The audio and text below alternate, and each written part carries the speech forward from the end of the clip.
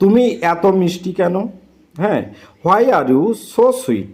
So sweet মানে মিষ্টি, হ্যাঁ, বা খুব মধুর আর কি, বা দেখতে খুব সুন্দর, এই সেন্টেন্সটি বলা হয়েছে। Why are you so sweet? আমি তোমার জন্য পাগল।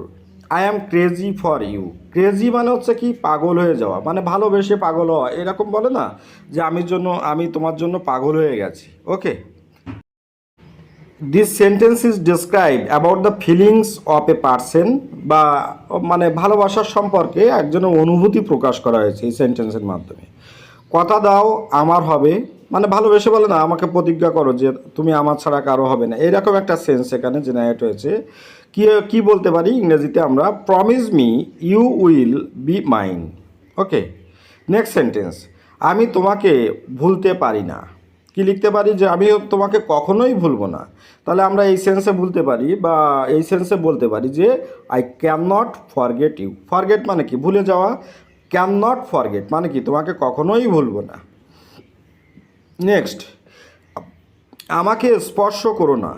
রাগ হলে দেখবেন সেন্টেন্সগুলো আমরা ইউজ করে থাকি যে ডোন্ট টাচ টু মি, হ্যাঁ, যে আমাকে কখনো স্পর্শ করবে না, আমাকে ছুঁয়েও দেখবে না। ওকে, এরকম সেন্সে তাহলে কি বলা যায়? Don't touch to me. Okay, তাহলে ভিডিওটি এখানেই শেষ করছি। আশা করি আপনাদের একটু হলেও এই যে দুটো শিট নিয়ে আলোচনা করলাম, আপনাদের অনেকটাই ভালো লেগেছে এবং অনেকটা আপনাদের জন্য মানে স্পোকেন ইংলিশে কথা বলতে হেল্পফুল হবে, এই আশা রেখে ভিডিওটি শেষ করলাম। ভালো থাকবেন সবাই, আপনাদের দিনটি শুভ হোক। Have a good day. তুমি কি জানো? Do you know? আমার সাথে থাকো, স্টে উইথ মি। সোজা হয়ে বসো, seat upright.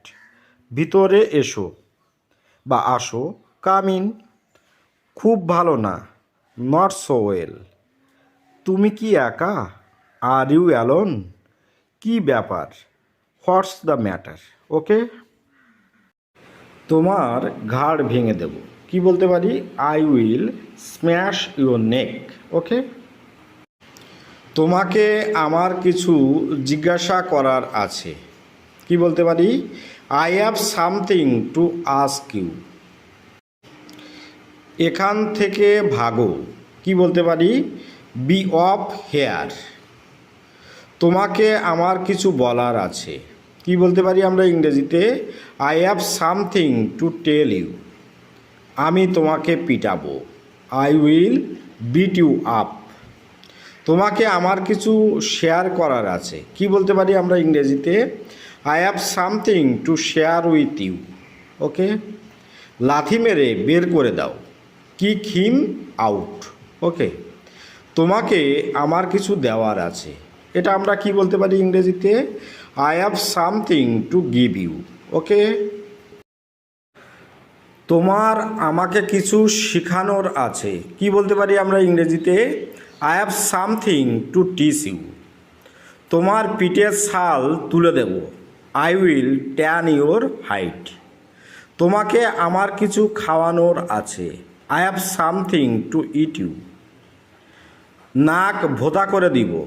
I will make you your nose blunt.